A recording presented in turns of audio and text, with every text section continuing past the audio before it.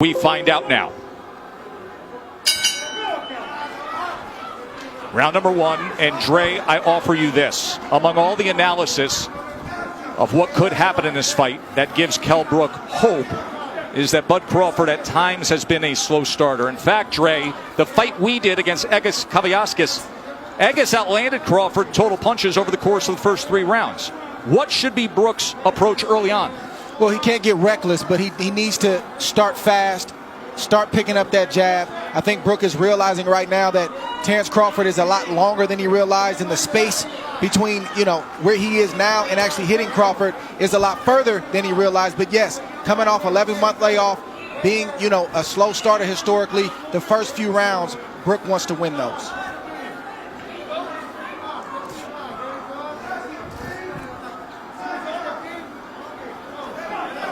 But it looks like Brook is playing Crawford's game now. He's watching, he's studying, and I don't think he can outthink Crawford. He's got to start to let those hands go as he comes behind that left hand. See, Brook thing is timing. That's his thing. He wants to time Crawford on the way in. Brook also has a great jab, a sharp jab, a strong jab. And you can see Terrence Crawford trying to figure out how he can land his jab without getting hit.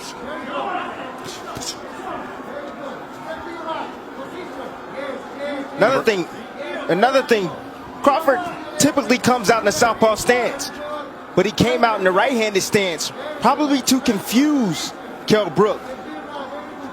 He has power in either hand, Crawford.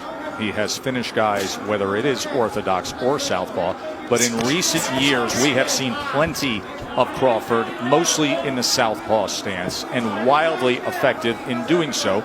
Here he comes out as a righty. And there is that jab from Kell Brook as he goes to the body against the champ. Brook jabbing extremely well right now, not just to the head, but as you just saw, also to the body. There he throws the right hand behind it. Brook has a brilliant 1-2. It's automatic. It's his favorite combination, but his jab right now is landing. He just scored with it accurately upstairs against Crawford. And that's what it's about. It's about breaking the timing and the rhythm of Terrence Crawford. And you have to do that with your jab. Set it up. The power hand, which is the right hand for Brook. Crawford looking to close that gap as he goes southpaw for a moment, doubles up the right-hand jab, and then comes with a left. Good exchange here as he switches back to righty. Fascinating first round. Going to take a short break. Back ringside here for round number 2 of our welterweight championship fight. Tim Bradley, in that first round, Kell Brook threw 17 jabs, effectively landed 6 of them. Look, timing is what Kell Brook is special at. He has a 69-inch reach. You have to understand that. He has the shorter arms in this matchup, but he knows when to throw his jab, and at the right time, at the right distance, and at the right speed. Funny to say that he doesn't have the reach. I mean, just look at the size advantage. Look at the size across the shoulders, across the back. Look at the muscles popping in the upper body of Kell Brook, and the base he has as well, that foundation with the legs. And see, what I noticed is that Kell Brook is taking a page out of Egis Kavyaskis.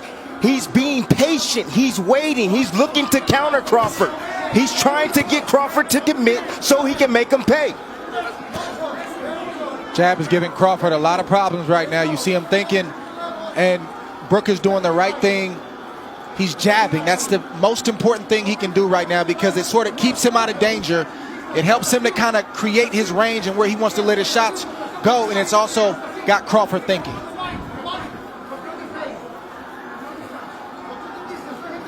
The fight's going to get interesting if Crawford is able to make adjustments. I've seen Brook have a great plan A. He's got a great boxing ability, but when fights get deep and there's time to make adjustments, like in the Spence fight, I don't see him make that adjustment. We've seen Crawford do it in the past. He's going to have to do it right now because plan A, Brook has the advantage. Spence fight happened in May of 2017. That was the last time Brook fought at this 147-pound limit. He was fighting brilliantly, and then Spence got to him with the power and scored an 11th round TKO with a broken left orbital bone suffered. You also want to see how Brook takes the shots of Crawford as he starts to land clean, flush shots.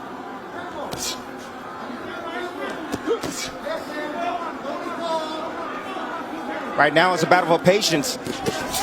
Neither fighter can afford to make a mistake, and as you see, Brook stepped in just a tad bit, and Terrence had combinations waiting on him. Just fired off a right uppercut, did Kell Brook. Brook has every punch in his arsenal. He has a strong left hook. He also has a straight right hand and a beautiful uppercut. And as you can see, his jab is giving Terrence Crawford problems, and Terrence goes southpaw. Crawford switches for one of two reasons. Either he sees something or what he was doing in the right-handed stance wasn't working. What do you suspect here, Dre? I think the latter is true. The right-handed stance wasn't working, and he wants to see if he can get something going from the left-handed stance. Stop. No. And a 2 in Vegas. Dre with you here in Vegas. Round number 3 of the championship fight. According to CompuBox, Bud Crawford opponents land just 21% of their total punches. That is number 1 in the world among welterweights. So far tonight, Kell Brook is landing 36% of his punches against Terrence Crawford. So don't think that Kell Brook is worried about Terrence Crawford going southpaw. He's not worried about that at all because he's used to that. He comes from the English gym. He's used to seeing switch hitters in his gym, guys that switch from orthodox to southpaw. It's nothing to him. You mentioned the Ingle gym. That is the veteran British trainer Dominic Ingle, who has trained Kell Brook since the start of his career. But Ingle opted out of this world title fight due to COVID concerns because Kell Brook trains in the Canary Islands for training camp. Ingle did not want to travel and then have to quarantine nor come to the United States. So instead, Carlos Formento is the trainer in the corner of Kell Brook. First time they've ever worked together. I'll tell you one thing that the southpaw stance has done. It's taken the jab away from Kell Brook. You see he's not landing his jab consistently anymore. Well, when Crawford turns southpaw, he's not even throwing. That's what happens. That's what turning southpaw does. But it does allow you to land a right hand like Brook just landed on Crawford right now.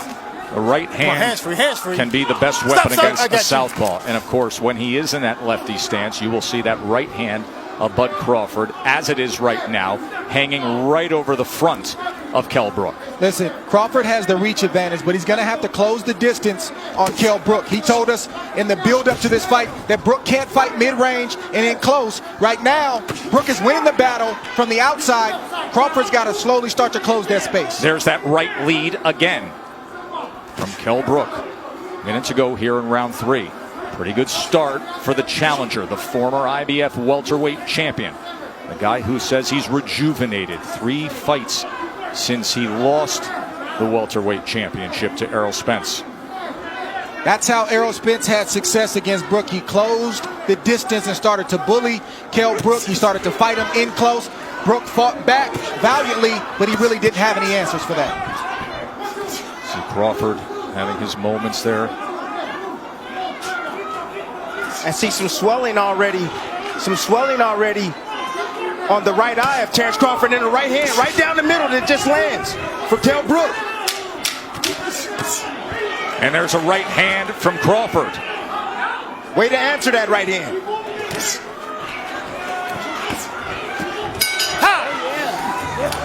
Come up. Thank you very much, champ. Look forward to seeing you December. Joe. One of the youngest rising stars in the sport, Shakur Stevenson, saying he expects his good friend Terrence Bud Crawford to pick up the pace here. CompuBox has Kell Brook 24 of 99 punches, Crawford 25 of 93. Shakur Stevenson will fight December 12th in this ring against Toka Khan Cleary. Shakur, the recent featherweight champion, now contending at 130 pounds, looking for a showdown for a belt here. Round number 4. Crawford has to continue to get his lead foot outside the lead foot of Brook to have success with his offense. That will put him in a safe position to let his combinations go. Beautiful right hand. And the champ gets to him. Get over here. Just like that. Get over here. Terrence Bud Crawford hits the 6, gas. 7. to me. Come to me. You all right? Yeah. Give you a chance. One of the best closers in the game. 27 knockouts in his career. Do we have 28 right here? This fight is also thundering in. Look at Crawford. Vicious attack to close it. No. And he stares him down. Okay.